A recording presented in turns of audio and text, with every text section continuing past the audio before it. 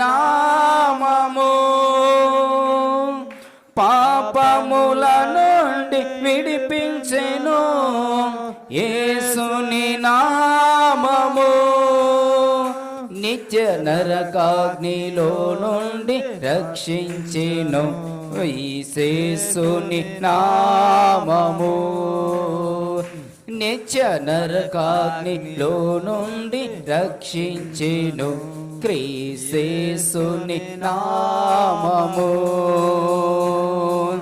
యేసు నామము జయం జయము సాతాను శత్రుల్ లయం లయము. యేసు నామము జయం జయము సాతాను శత్రుల్ లయం లయము. హల్లెలూయా హోసన్నా. కృతజ్ఞతలు చెల్లిస్తారు.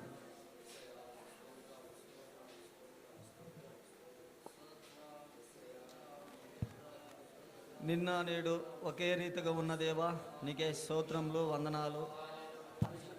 పరిశుద్ధుడు పరిశుద్ధుడు 24 పెద్దలతో 4 దూతలతో కేరేబులతో పరిశుద్ధుడు పరిశుద్ధుడని కొనియాడబడుతున్న గొప్ప దేవా నీకు మహిమ మహిమ మహిమ. 2 చేపలు 5 రెట్టెలు 5,000 మంది అద్భుతకారం చేసిన గొప్ప దేవా నీకే మహిమ మహిమ. నిన్న నేడు ఒకే రీతిగా ఉన్న దేవా మారని దేవా నీకే స్తోత్రం. మానవుల పట్ల పొందటంతగా మీరు మమ్మల్ని ప్రేమించారు దేవా నీకు వందనాలకి స్తోత్రం.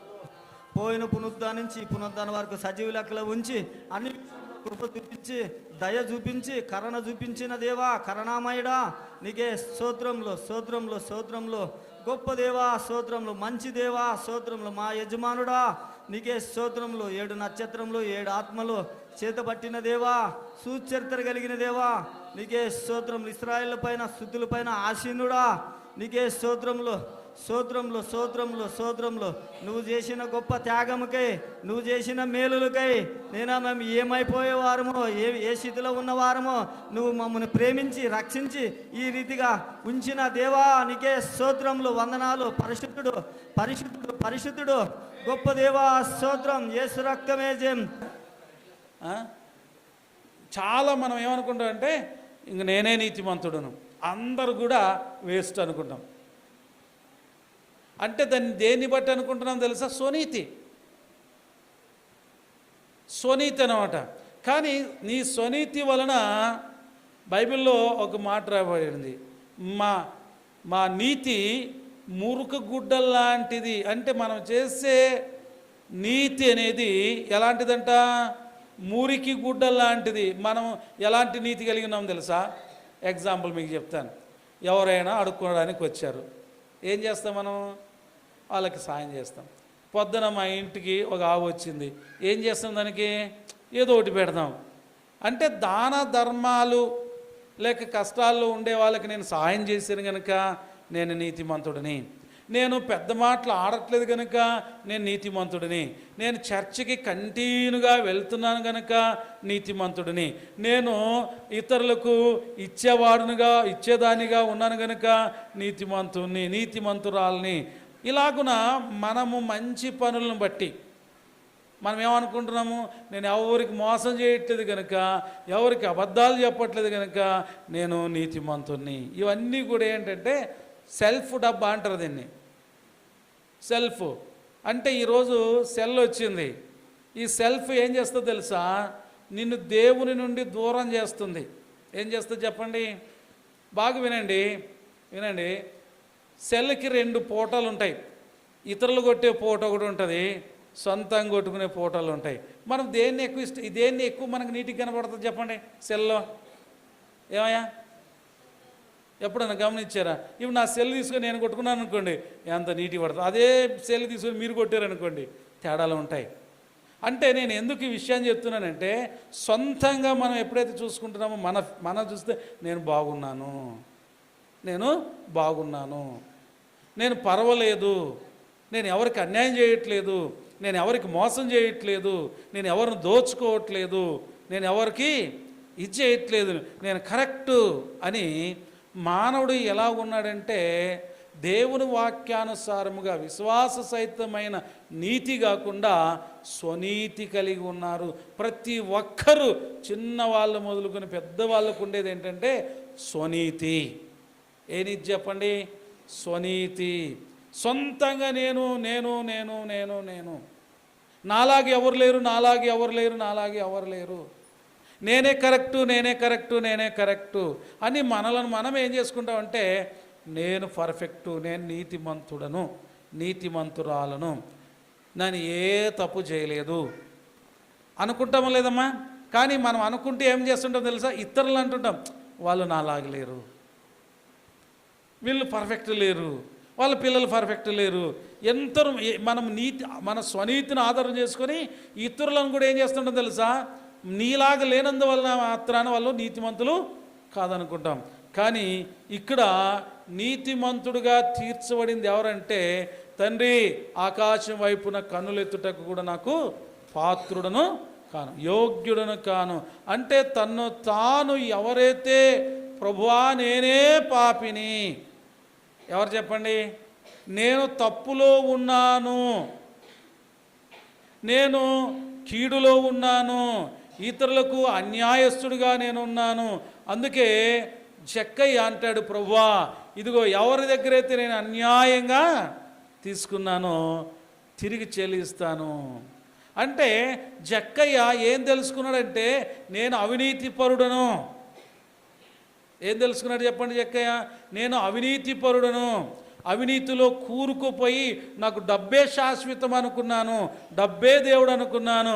అందుకే అవినీతి వలన ఏం చేశాను? నేను డబ్బును నింపుకున్నాను. ప్రభువా ఈ డబ్బే అవినీతి, నీతి లేని డబ్బు ఇది, అన్యాయంగా నేను సంపాదించాను కనుక తిరిగి మరలా ఇచ్చేస్తాను.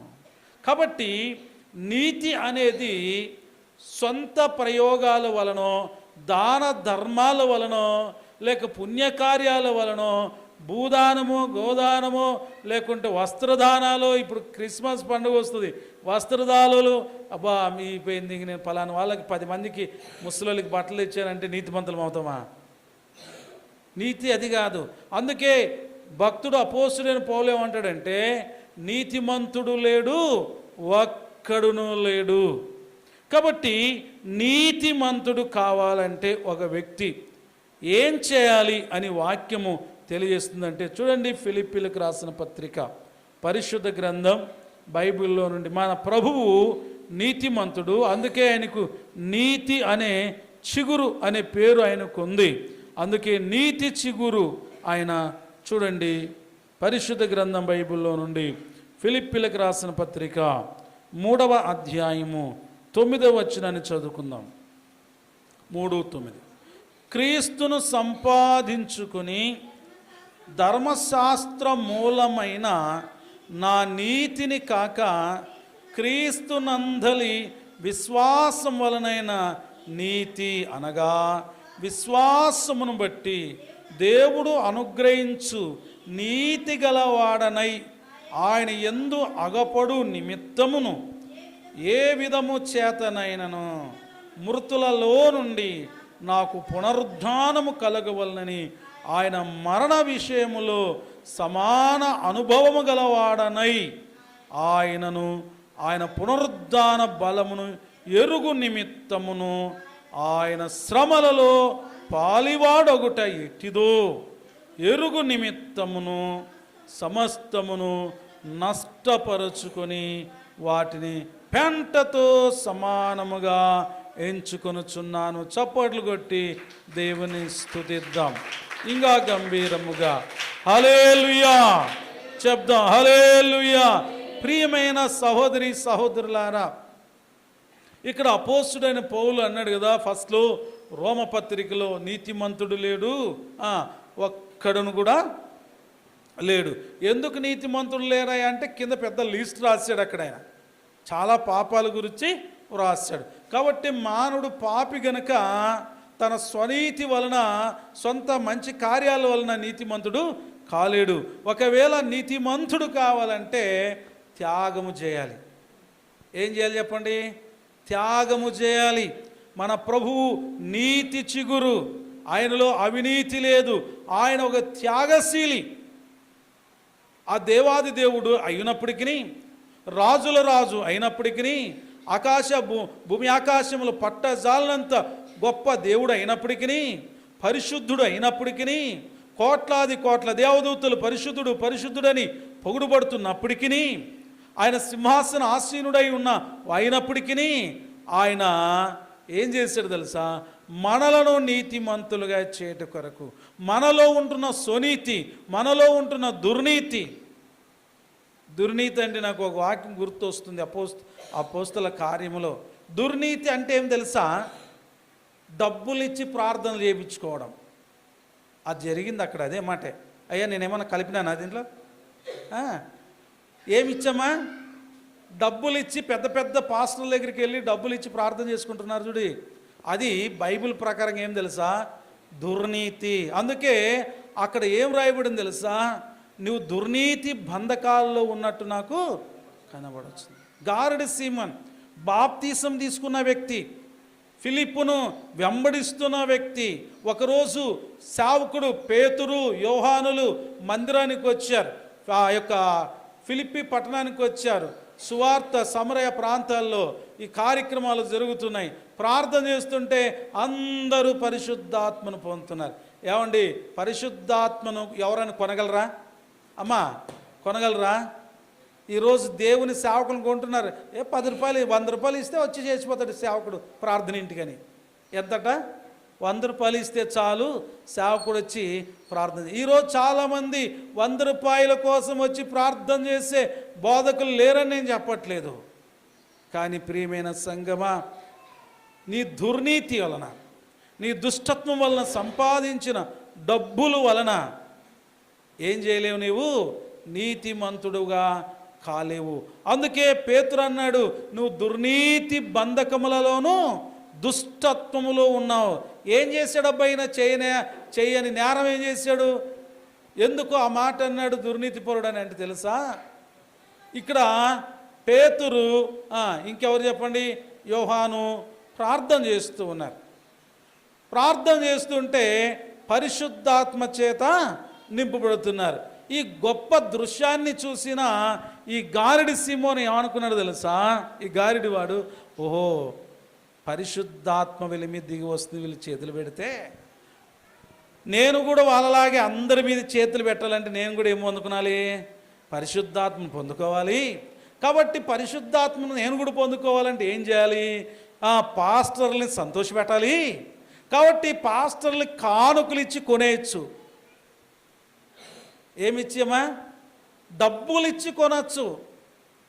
ఎవరు ఆలోచన చేసింది? అక్కడ ఏమొచ్చింది తెలుసా? విశ్వాసముతో లైన్లో నిలబడితే ఉచితంగా వస్తుంది. ఏమొస్తుంది చెప్పండి అమ్మ, వింటున్నారా? ఉచితంగా లైన్లో మీరు అందరూ వస్తారు ప్రార్థన, రేపు ఆదివారం ఉచితంగా చేస్తామా? ఏమైనా డబ్బులు ఇస్తారమ్మా? ఉచితంగా ప్రార్థన చేయడం. ఇక్కడ కూడా అదే జరుగుతుంది. పేతురు గారు, యోహాను గారు అందరి నెత్తి మీద సంఘంలో చేతులు ఎత్తి ప్రార్థన చేస్తుంటే ఒక్కొక్కరు పరిశుద్ధాత్మ చేత నింపబడుతున్నారు. మనోడు ఆల్రెడీ సంఘ సభ్యుడిగా ఉన్నాడు, బాప్తిజం తీసుకున్నాడు. ఫిలిప్పుని ఎడబాయకుండా ఎమ్మడిస్తున్నాడు. సంఘములో అన్ని జనుల నుండి రక్షించబడ్డాడు. ఒకప్పుడు గారడు చేసేవాడు. అబ్బో అంత గొప్పోడు, యేసయ్య నమ్ముకున్నాడు. మనం ఎవరైనా హిందువులు రక్షించబడ్డారంటే ఆయన ఎమ్మడో వెళ్తుంటాం, వాళ్ళ గొప్పగా చెప్పుకుంటుంటాం. కానీ నీ ఇంట్లోనే, నీ ఇంటి పక్కన వాళ్ళే ఎంతో ఘోర పాపులు వాళ్ళు యేసుప్రభువు నమ్ముకుంటే మనం లెక్క చేయము. కానీ ఎవడైనా కానీ అక్కడ ఎలాంటి వాడైనా కానీ అక్కడ జీవితం ఏమైనా కానీ నేను యేసుప్రభువు నమ్ముకున్నా అంటే మనకి ఎంత ఉంటుందో తెలుసా?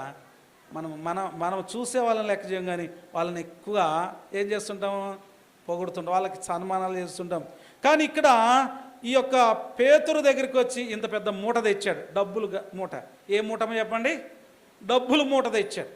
తెచ్చి, పాస్టర్ గారు, పేతురు గారు, ఇదిగో ఈ క్యాష్ బ్యాగ్ తీసుకోండి. ఏముందయ్యా? మీరు తీసుకోండి సార్, తీసుకోండి. పేతురు గారికి అర్థమైపోయింది, ఇదిగో నువ్వు డబ్బులు ఇచ్చి దేవుని వరాన్ని చాలామందికి ఉంటున్న ఒక దుర్మార్గమైన ఆలోచన తెలుసా? ఏం తెలుసా? పాస్టర్ గారి దగ్గర ఫోటో దిగితే డబ్బులు ఇవ్వాలా, ప్రార్థన చేయించుకుంటే డబ్బులు ఇవ్వాలా. ఇది ఏం తెలుసా? దుర్నీతి వ్యాపారం అంటారు దీన్ని. నీతి వ్యాపారం కాదు ఇది. దుర్నీతి ఇది వాక్యాన్ని ఏకీభావించదు. అందుకే అక్కడ పేతురు అన్నాడు, నీకు పరిశుద్ధాత్మలో నీకు పాలు పంపులు లేవు. ఎందుకు తెలుసా? నీ హృదయము దేవుని ఎదుట ప్రజల ఎదుట ఎలీషా పాస్టర్ బాగా కనపడచ్చు, కానీ దేవుని ఎదుట నేను ఎలా కనపడాలమ్మా? మీ అందరికీ ఎలీషా పాస్టర్ మంచోడే. ఒకవేళ మీకు నాలో చెడ్డ ఉన్నా మీరు ఏమి అనరు. ఎందుకు తెలుసా? ఎదురుగా అనరు కాబట్టి. అంటారమ్మా, ఎదురుగా అంటుకుంటే ఏమనుకుంటాడని మనం ఏం చెప్పలేం, అనలేం కూడా. కానీ నాలో ఎన్ని లోపాలు ఉన్నాయో, మీలో ఎన్ని లోపాలు ఉన్నాయో ఎవరికి తెలుసు చెప్పండి? ఎవరికి తెలుసు చెప్పండి? దేవునికి తెలుసు. కానీ ఆయనకు తెలుసు. కానీ మనం ఏం చేస్తుంటాం తెలుసా? సొంత నీతితో డబ్బులు ఇచ్చి పాస్టర్ 100 రూపాయలు ఇస్తే పాస్టర్ గారు వచ్చిపోతాడన్న ఈ సులకనైన కానుకలు ఇచ్చి ప్రార్థన చేసుకో. అది కృతజ్ఞత కానుకైతే పర్వాలేదు. పాస్టర్ గారు నేను కానుకిస్తాను, మీరు ప్రార్థన చేయండి.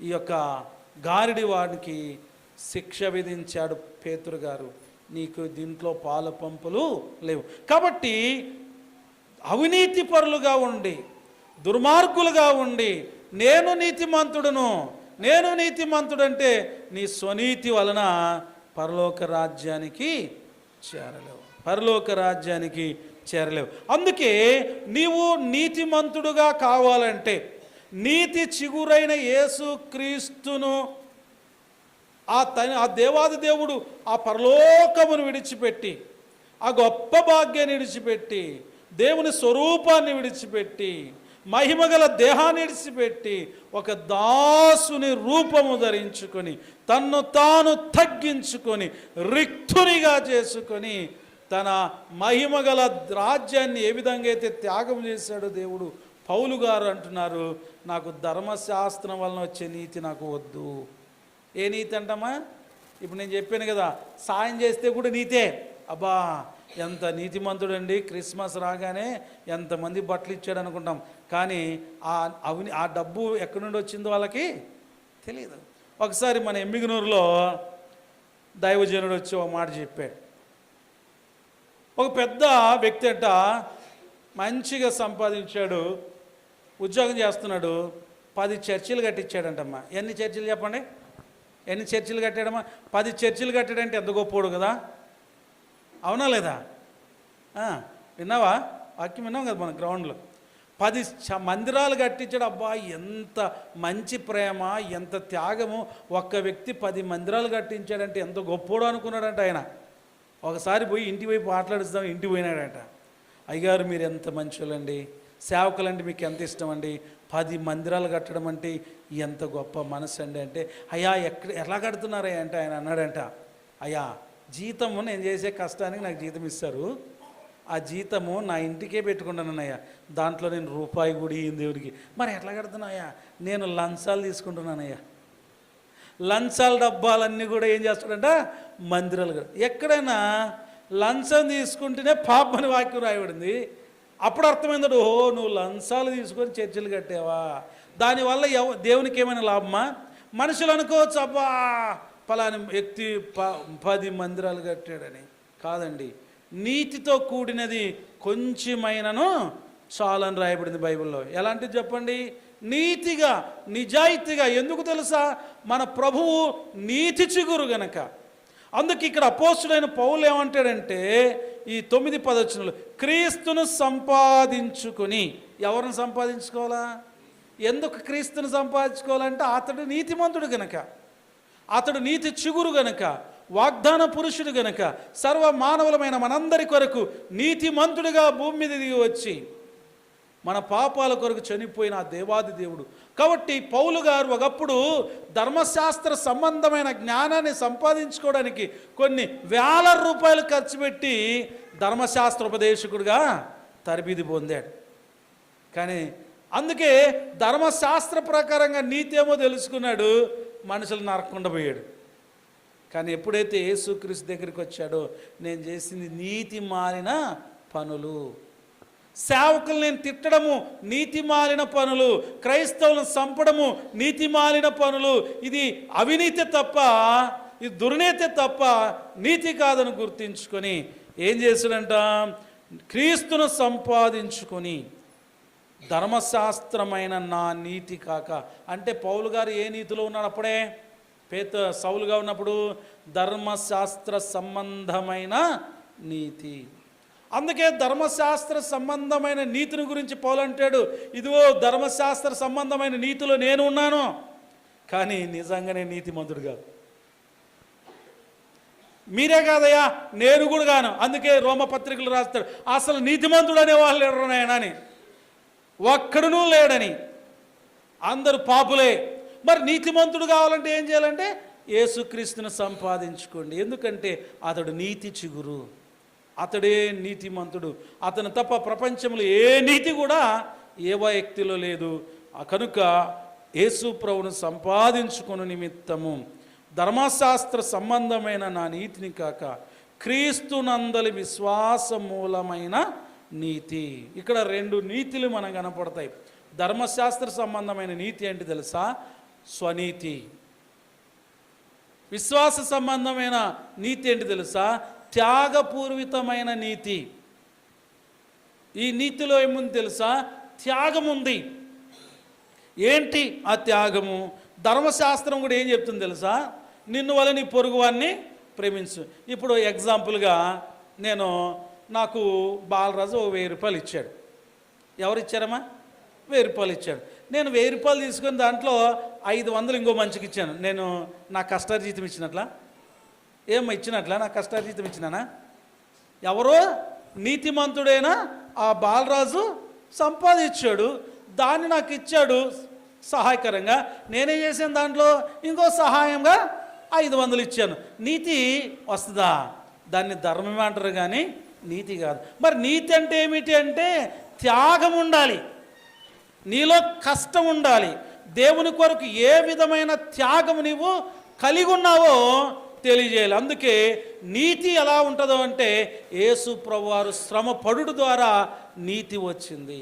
అందుకే పౌలు అంటాడు, ఆ యొక్క నీతిని నేను సంపాదించుకున్న నిమిత్తం సుఖ భోగాలన్నీ, నాకు లాభకరమైనవన్నీ, నాకు ఈ లోకములో హోదాలన్నీ, అంతస్తులన్నీ కూడా పెంటగా ఎంచుకున్నాను అంటాడు. ఒకప్పుడు ఆ పెంట కోసమే కష్టపడ్డాడు. ఏంటి కోసం కష్టపడ్డాడమ్మా? ఆ పెంట కోసమే కష్టపడ్డాడు, కానీ నీతిమంతుడు కాలేకపోయాడు. ఎప్పుడైతే వాటన్నిటినీ ఏ విధము చేతనైనను మృతులలో నుండి నాకు పునరుద్ధానము కలగవలనని ఆయన మరణం విషయంలో సమానుభావము గలవాడనై ఆయన పునరుద్ధాన బలమును ఎరుగు నిమిత్తమును ఆయన శ్రమలలో పాలివాడగుట ఎట్టిదో ఎరుగు నిమిత్తం సమస్తమును నష్టము పరుచుకొని వాటిని పెంటతో సమానముగా ఎంచుకొనుచున్నాను. అప్పుడే త్యాగపూర్వితమైన నీతి అనేది దొరుకుతుంది. కాబట్టి ప్రియమైన సహోదరి సహోదరులారా, నీవు నేను ఏ నీతిమంతులుగా ఉన్నాం? స్వనీతిమంతులమా లేక విశ్వాస సంబంధమైన నీతిమంతులమా? ధర్మశాస్త్ర సంబంధమైన నీతిలో ఉన్నామా లేక కృప సంబంధమైన నీతిలో ఉన్నామా? ఒక్కసారి ఆలోచన చేసి కృప సంబంధమైన నీతిలో మనం జీవించినప్పుడే మనం ఏమవుతామంటే ఆశీర్వదించబడతాం. చూడండి, రోమీలకు రాసిన పత్రిక, పరిశుద్ధ గ్రంథం బైబిల్లో నుండి రోమీలకు రాసిన పత్రిక 3వ అధ్యాయం. రోమీలకు రాసిన పత్రిక 3వ అధ్యాయం 21 వచనం చదువుకున్నాం. 21. ఇట్లుండగా ధర్మశాస్త్రమునకు వేరుగా దేవుని నీతి బయలుపరచబడుచున్నది. దానికి ధర్మశాస్త్రం ప్రవక్తలను సాక్ష్యం ఇచ్చుచున్నారు. అది యేసు క్రీస్తునందలి విశ్వాసం మూలమునదై నమ్ము వారందరికీ కలుగు దేవుని నీతి అయి ఉన్నది. చప్పట్లు కొట్టి దేవుని స్తుతిద్దాం, దేవుని నామాన్ని గణపరుస్తాం. మీ అందరికీ ఒక ప్రశ్న. స్వనీతి కాకుండా, దుర్నీతి కాకుండా, అవినీతి కాకుండా దేవుడిచ్చే నీతి నీకు కావాలంటే పౌలు త్యాగం చేశాడు కదా. కానీ ఇక్కడ రాయబడింది, నీవు నీతిమంతుడు కావాలంటే ఏం కావాలంటే మనకి డబ్బు ఖర్చు కాదు, ఇక్కడ ఆస్తులు ఖర్చు పెట్టడం కాదు, ఇక్కడ మరి ఏం దెబ్బ అంటే, ఎవరైతే క్రీస్తునందు విశ్వాసం ఉంచుతారో, అంటే ఎందరు తన్ను అంగీకరిస్తారో వారందరూ కూడా దేవుని కుమారులు. దీనికి ఏ ఖర్చు లేదండి.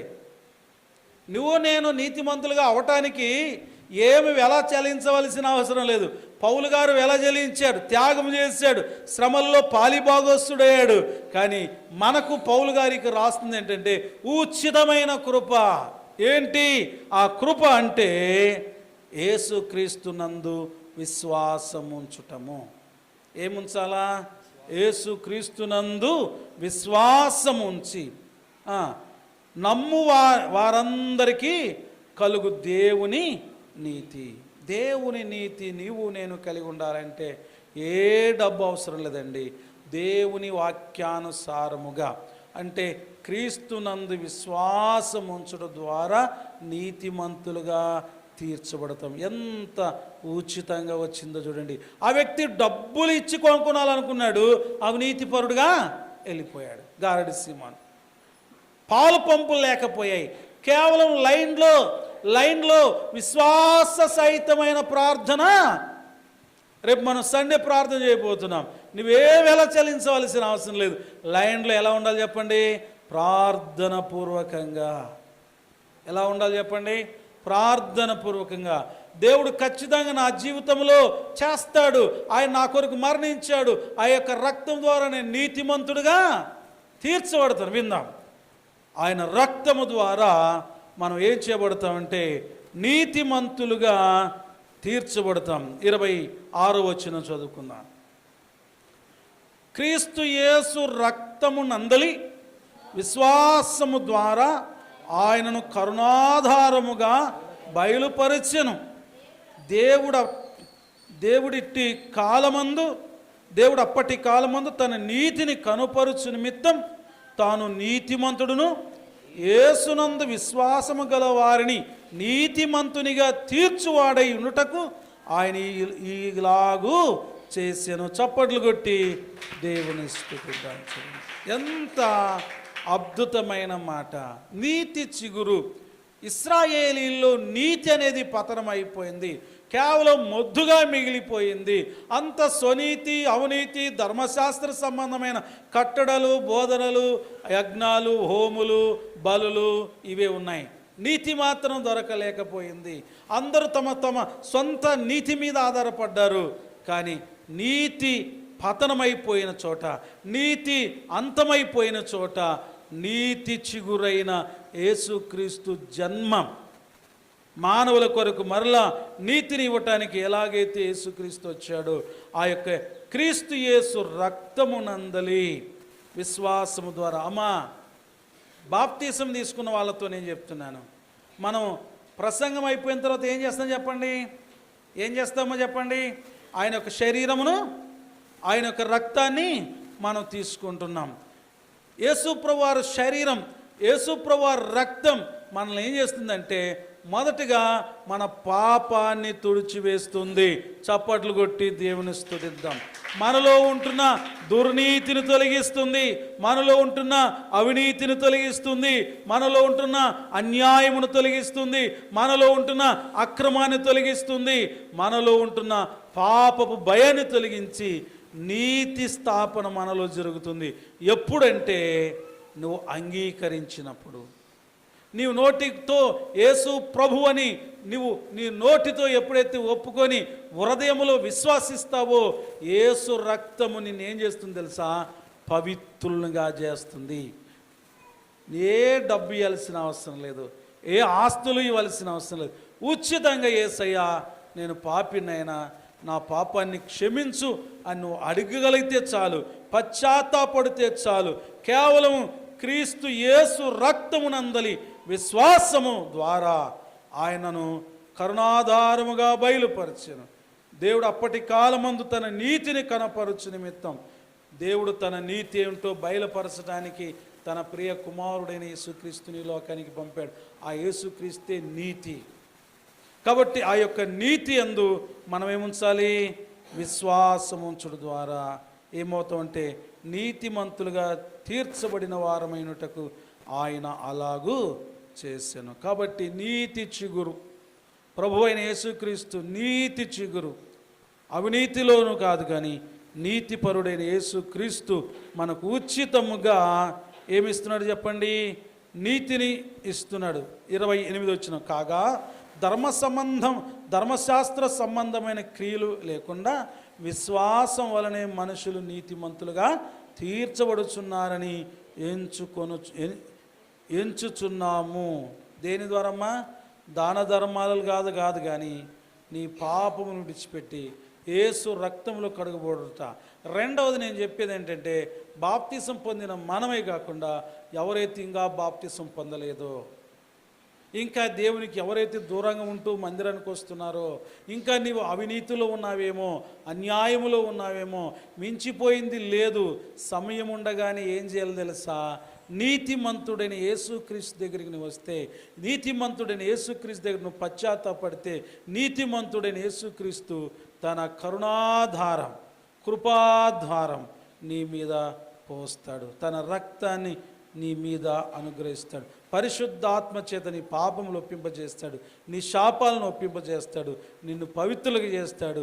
నువ్వు యేసు ప్రభును సొంత రక్షకునిగా అంగీకరించి ఆయన యందు విశ్వాసం ఉంచి నమ్మి బాప్తిసం పొందినవాడు ఏం చేయబడతాడమ్మా? రక్షణ, నీతిమంతుడిగా తీర్చబడతాడు, పరిశుద్ధాత్మ చేత నడిపించబడతాడు. కాబట్టి ఇంకా నువ్వు బాప్తిసం తీసుకోకుండా చర్చకు వస్తున్నాను నేను నీతిమంతురాలని, చర్చకు వెళ్తున్నాను నేను నీతిపరుడిని, ప్రతి ఆదివారం పోతున్నానంటే ఏం ప్రయోజనం లేదు. అది నీ సొంత నీతి, అది దుర్నీతి, అది అవినీతి. కానీ యేసు ప్రభును నువ్వు అంగీకరించడం ద్వారా, యేసు రక్తములో నువ్వు కడుగుబడు ద్వారా, యేసు రక్తము ప్రతి పాపముల నుండి మనల్ని ఏం చేస్తుంది చెప్పండి? పవిత్రులుగా చేస్తుంది. చూడండి, రోమీలకు రాసిన పత్రిక 10వ అధ్యాయములో ఆ మాట 10వ వచనంలో చాలా స్పష్టంగా వ్రాయబడి ఉంది. ఏలయనగా నీతి కలుగునట్లు మనుషుడు హృదయములో విశ్వాసించు, రక్షణ కలుగునట్లు నోటితో ఒప్పుకొనును. అమ్మా, నీ విశ్వాసిస్తే చాలు. ఏం కలుగుతుంది చెప్పండి? నీకు యేసు ప్రభు వారి యొక్క నీతి నీ కలుగుతుంది. ఎంత ఉచితంగా దేవుడు నిన్ను నీతిమంతురాలుగా చేయాలని ఇష్టపడుతున్నాడు. ఏలైనగా నీతి కలుగునట్లు, నీవు నేను నీతిమంతులు కావాలంటే ఏం చేయాలని రాయబడింది?